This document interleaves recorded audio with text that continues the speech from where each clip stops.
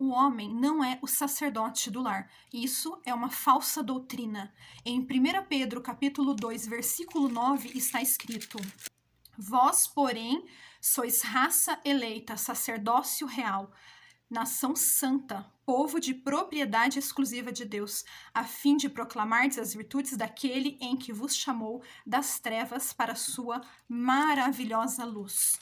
A palavra de Deus diz em 1 Pedro 2,9 e em Apocalipse 1,6 que todos nós fomos feitos sacerdotes para o nosso Deus e Pai. Isso significa que quando a doutrina do sacerdócio do homem, do marido, do pai de família é pregada, e essa doutrina afirma que o homem, pai de família, é sacerdote sobre a sua família, isso é uma heresia, estando contra a palavra de Deus, porque a palavra de Deus deixa claro que nós todos somos sacerdotes, e há um somente sacerdote acima de nós, que é Jesus Cristo, o único sumo sacerdote que está sobre nós. Nenhum homem, nenhum ser humano pode se colocar como sacerdote sobre o seu próximo. Quando a palavra diz que nós todos somos sacerdotes, significa não que nós vamos fazer oblações, sacrifícios, oferendas, ofertas de manjares, como o antigo sacerdote, que eram os levitas, descendentes de Arão. Não. Quando fala que nós somos sacerdotes, agora, após a vinda de Jesus Cristo, diz que nós temos contato com Deus através de Jesus Cristo. Quando é dito nessa doutrina, nessa falsa doutrina demoníaca, que um homem, pai de família, ele é sacerdote sobre a esposa e sobre os filhos, está se determinando por meio dessa doutrina que a mulher e os filhos não têm livre acesso a Deus e que o homem é o contato da mulher e dos filhos com Deus. Outra heresia que vai contra a palavra de 1 Timóteo 2,5, que fala que Jesus Cristo é o único intermediador entre Deus e os homens. Ele é o único que faz intermédio, é Jesus Cristo, não é o marido, não é um ser humano, não é o homem, não é o pai de família. Quando você diz que um pai de família é sacerdote sobre a mulher e os filhos, você está invalidando a palavra que diz que o véu foi rasgado e temos livre acesso a Deus. E que os filhos, quando você diz que ele é sacerdote, que ele leva as orações, ele intercede, também vai contra a palavra que Jesus Cristo é o nosso único intercessor e advogado. E que você, quando você fala que um homem, a mulher, ela precisa de um homem ser sacerdote sobre ela, significa que você está invalidando o sacerdócio dela, dos filhos que têm livre acesso a Deus. E está dizendo que mulher e filhos não têm acesso a Deus e precisam do marido para ser o intermediador, para levar até Deus os pecados, uma heresia absurda, porque Jesus Cristo, como diz em Hebreus capítulo 9, ele fez um sacrifício uma única vez para sempre. Ele foi constituído sumo sacerdote sobre nós, segundo a ordem de Melquisedeque, para sempre, como diz em Hebreus, o livro todo fala da superioridade de Jesus Cristo. Nenhum ser humano pode tomar o lugar de Jesus Cristo.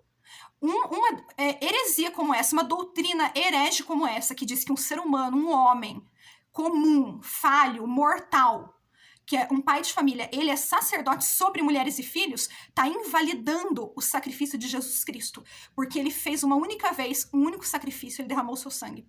E ele não precisa mais fazer isso, porque quando eram sacerdotes da época dos levitas, todo ano era preciso fazer novos sacrifícios.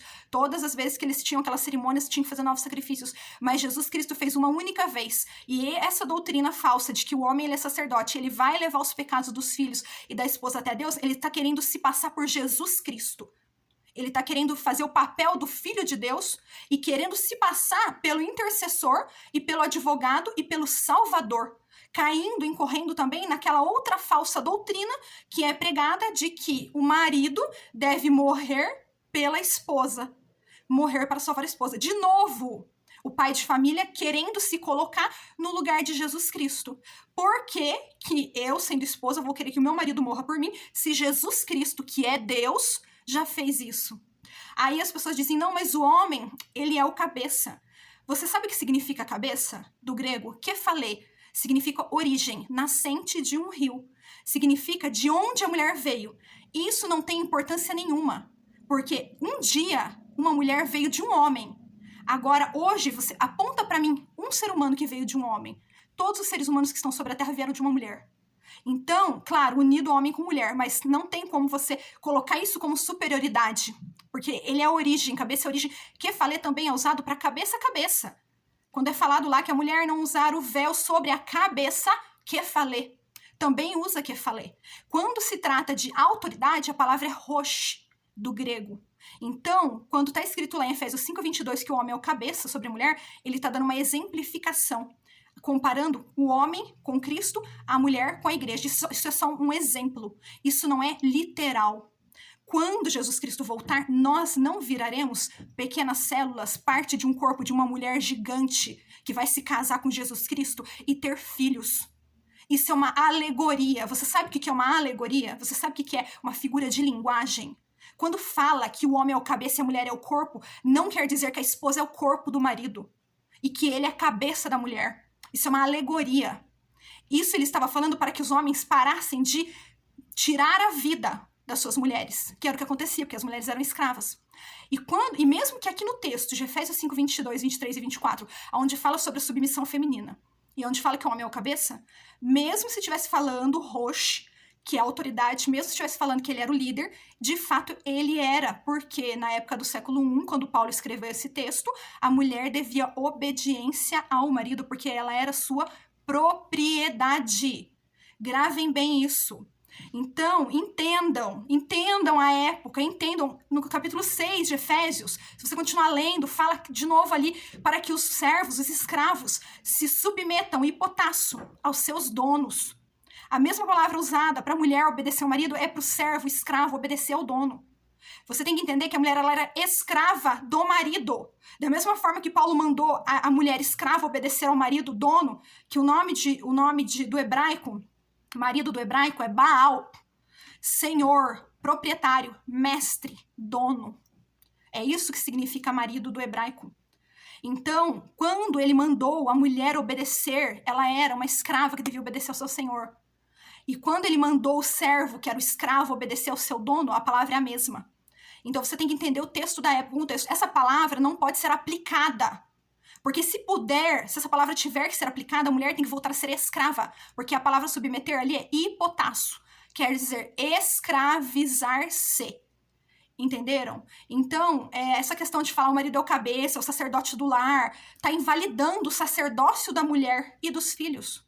Está invalidando o acesso da mulher direto com Deus.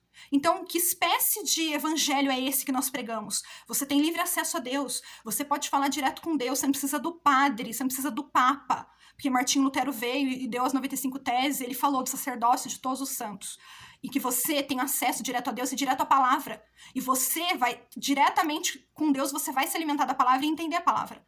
Então, quando você fala que o evangelho é livre, que você tem acesso a Deus e qualquer pessoa tem acesso a Deus, e você prega uma doutrina falsa de que um homem, ele é sacerdote sobre a família, você está invalidando o sacrifício de Jesus, tudo que Jesus fez na cruz, a libertação de Jesus, o véu que Jesus rasgou, o acesso que ele nos deu, a paternidade de Deus, porque se eu não posso falar direto com Deus, eu não sou filha de Deus.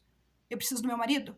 Então, você está invalidando o evangelho com essa falsa doutrina. Se você tiver algum contra-argumento ou algum argumento a favor, né, compartilhe, comente, deixe a sua opinião, né, sem agressão, sem falta de respeito, né? Se você não tem um argumento bíblico, então não fale nada, né, porque opiniões não importam para nós aqui, e que você quiser deixar sua opinião, se quiser entrar em um debate, é só deixar nos comentários, tá bom? Eu agradeço muito e fico por aqui.